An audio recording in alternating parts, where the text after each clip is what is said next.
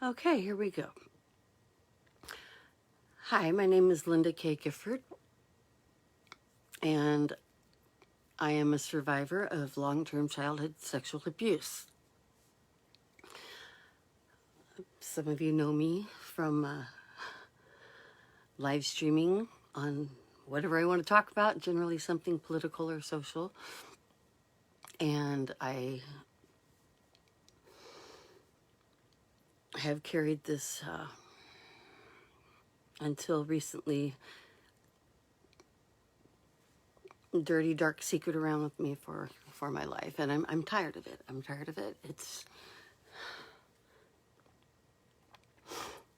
It's messed up every relationship I've had. It seems like the older I get, the more I learn how dysfunctional I am. I don't mean sexually dysfunctional. That's a lot of people have this misnomer that a person who's been through sexual abuse is not sexual, and that's not the case, and that's something I also want to dispel. There's a lot of things I want to talk about, but I'm not going to get to many of them right now. In an effort to keep this from being disjointed, and because I'm really not sure what I'm doing with this. This is literally my first self-talk live stream, and Self-Talk is the name of the book that I've been writing and is nearing completion. It's called Self-Talk, My Continuing Efforts to Survive Childhood Sexual Abuse. And like so many people, like me, we find that society is full of triggers.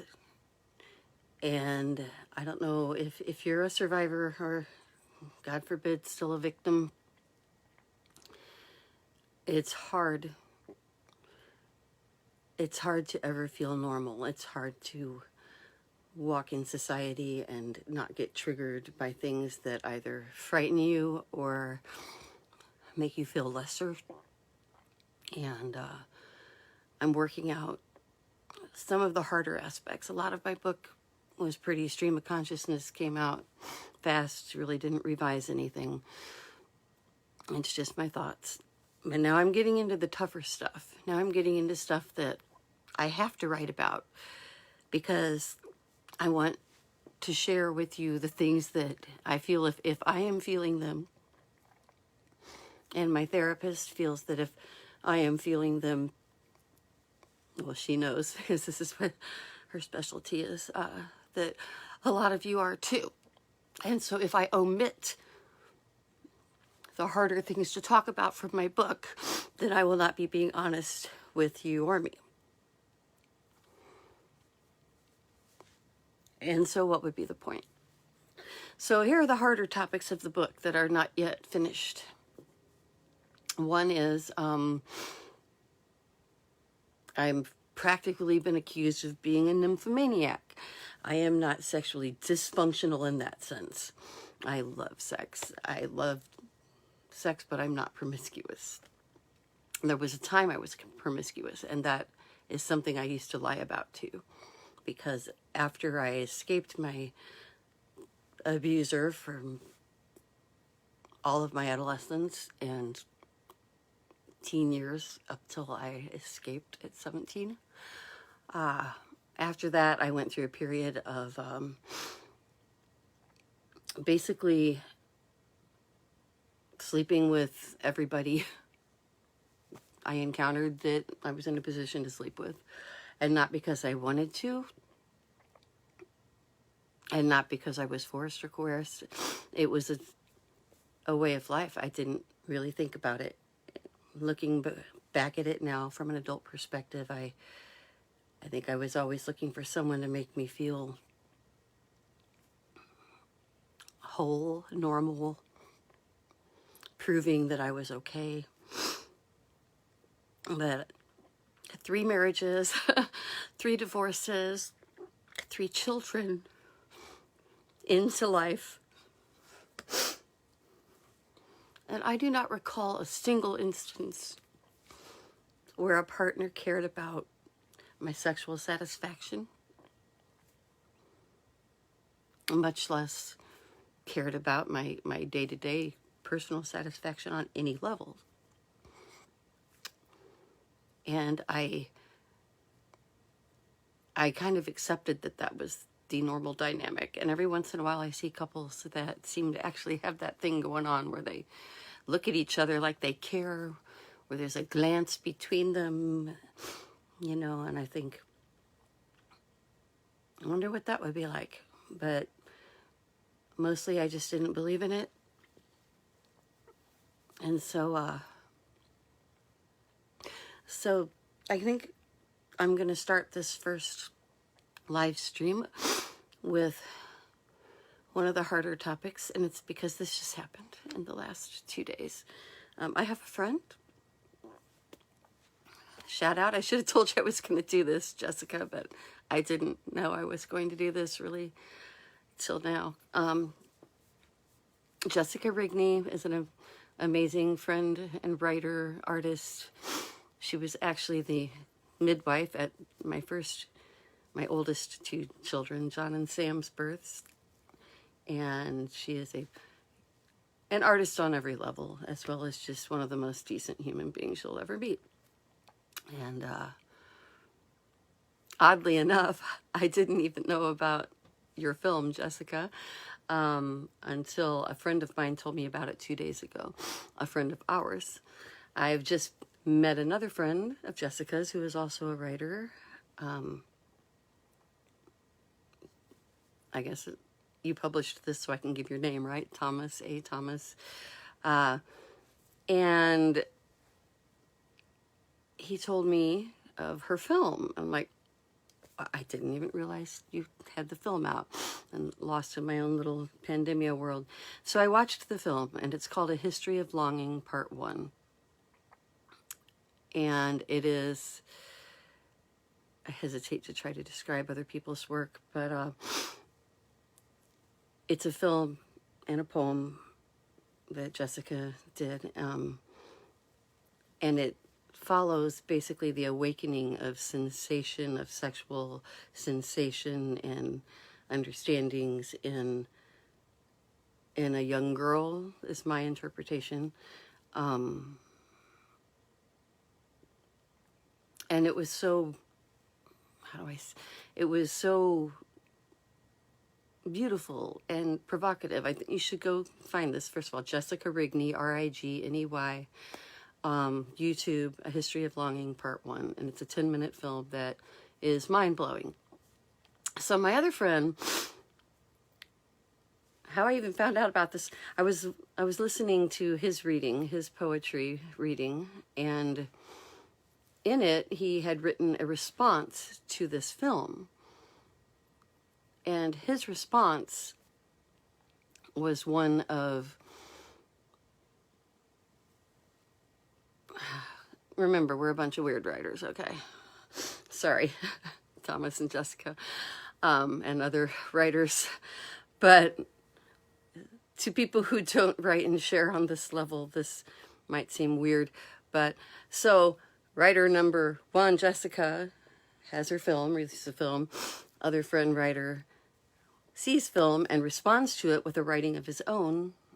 And in his writing, what he is talking about is basically running with this girl's awakening and expressing, this is what I get out of it, his desire to truly make this person happy, to truly satisfy them, and that he is equating this, the person's sexual satisfaction, his partner's sexual satisfaction, he seems to be equating that with his own happiness. Like he needs her to be,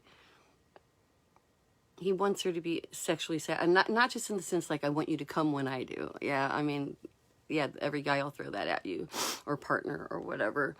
And that's not what I'm talking about. I'm talking about those, I don't care if I come, this is all about you moments that I have never known. But evidently, these two have.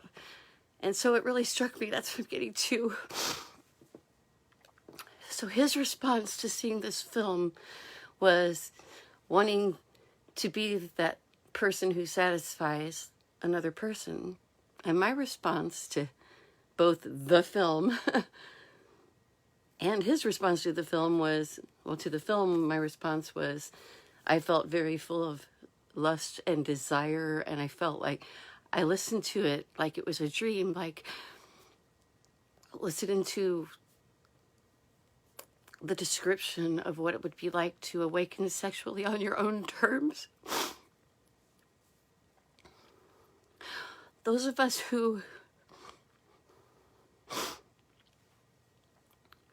many of us had that taken from us.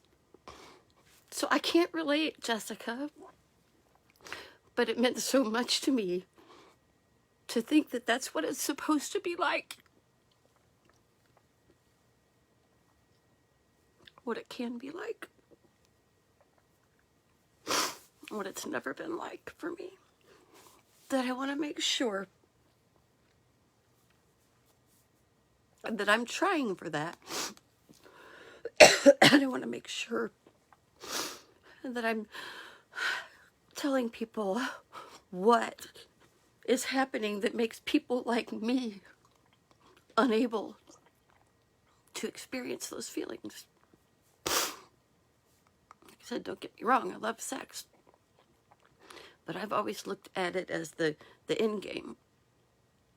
You know, for me, it's getting to the orgasm, you know. And when I get there, I haven't thought, I mean, at that point, I go away. Because that's all it's about.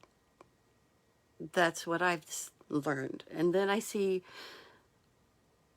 Jessica's film of a young girl's awakening on her own terms. And I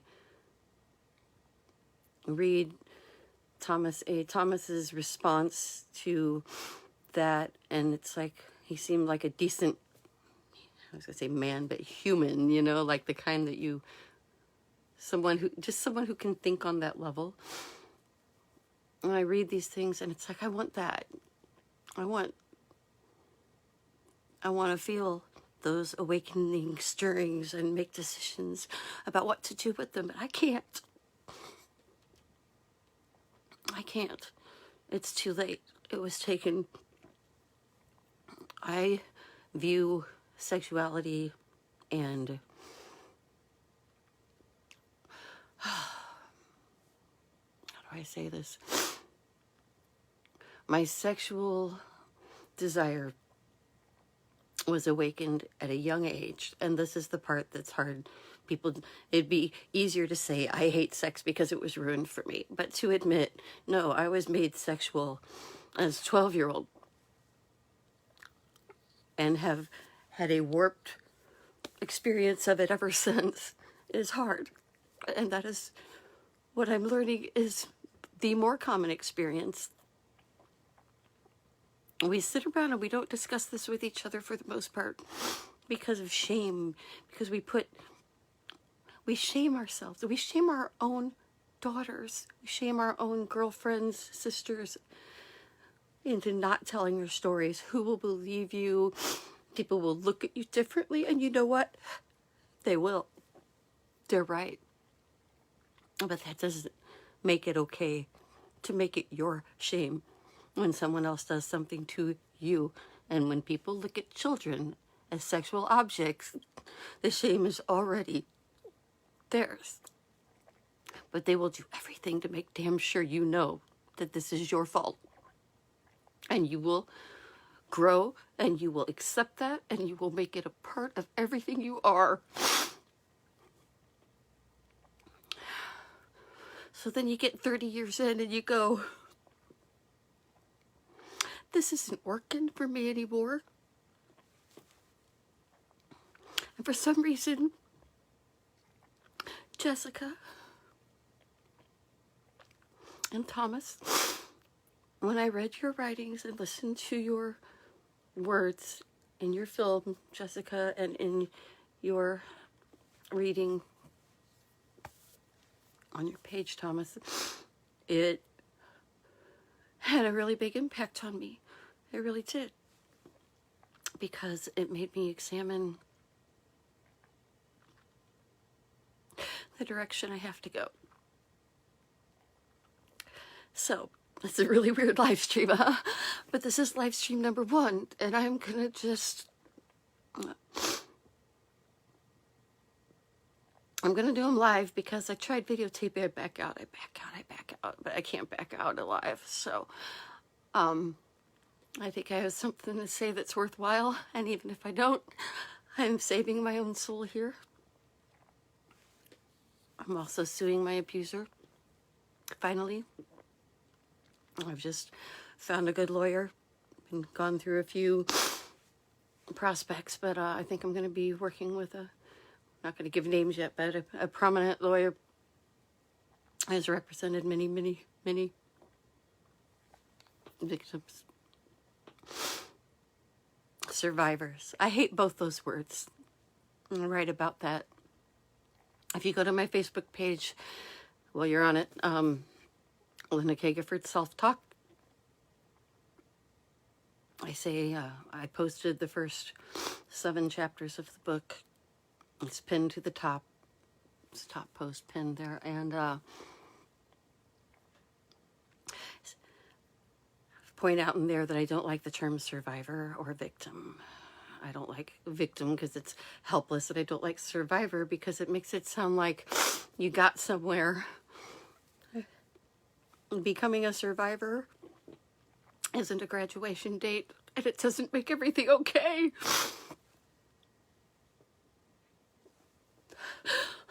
Being a survivor is about coping. It's about learning how to cope. And I got pretty good at it in some aspects, but when these harder things come up, these harder thoughts, like, why am I a nymphomaniac? Why do I have more orgasms than anybody I know, evidently, so they say, you know, like 70 to 80% of women don't even have them, and I live for mine. I'm like, why? How do I reconcile this with my abuse? How do I reconcile this with my inability to either choose someone who can love me in the way I want to be loved, or maybe they are and I'm not seeing it. I don't know. But I'm on here to explore it and to find out. And it helps me finish my book, to think these things out and talk them out with the people that I meet. And if you'd like to join our survivor group, you can see there's like almost no one in it because no one wants to talk about this stuff publicly, and I respect that. So if you'd like to message me, I do work with, that's a weird way, I'm not like a doctor, I do talk with a lot of people one-on-one through my messenger. So don't hesitate to message me. Actually, almost everything in my book comes out of comment threads. So I'm here to finish working out the hard stuff. I appreciate those of you. I respect what I'm doing. And to the ones of you who are mad at me for destroying my family, I'm saving your children. That's what I'm doing from this particular monster. Whatever you think of me now. The truth is the truth. The shame is not mine. And I'm going to explore these hard topics. So if you want to help me do that, then come back. I'm not sure what time I'm going to start doing these. Probably on Sundays. Actually, it might just be whenever the mood strikes me, because I had this big thought and just boosh came to me this morning, laying in the shower. So I think if you wouldn't mind, I would like to know who is interested, where you are, Maybe leave a comment as to where you are, and if you are a survivor or, God forbid, a victim still, or a support for somebody who is, or if you have questions. Mostly I want you to learn what to look out for. And on a deeper personal level, I want to someday feel bonded to another human being beyond just the moment of orgasm. I'd like to be bonded to a human being that I think actually cares about me and my needs and my happiness. And whether I suspect I'm the one getting in my own way, I'm just not sure how. And if you're like me, then tell me how. We'll work it out. We'll work it out. But I do encourage you, even though it's a hard read, to go to I say 7 chapters, they're short. This is not lengthy material, but I believe it's relevant. Thank you for being here on this journey with me. I hope you're with me through the courtroom too.